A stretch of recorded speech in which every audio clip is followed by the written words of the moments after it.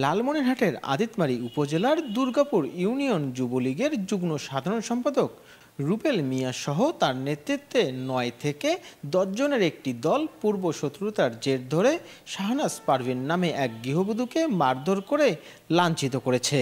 পরে এ ঘটনায় আদিতমারী থানায় বাদী হয়ে লাঞ্ছিত গৃহবধূর স্বামী উমর ফারুক একটি এজাহার দায়ের করেছেন।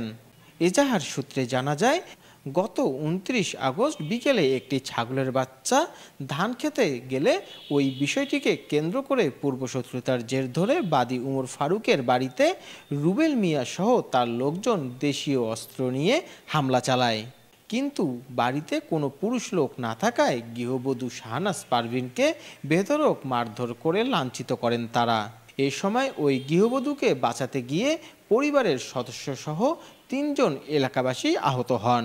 এ ঘটনায় শুক্রবার দুর্গাপুর ইউনিয়ন যুবলীগের শাহিন আলম, আনিস আহমেদ, মুনবাবু ও ছাত্রলীগের রাজু মিয়া সহ ৯ জনের নাম উল্লেখ করে মামলা এজাহারভুক্ত হয়। ডেস্ক নিউজ, লালমনির চিত্র।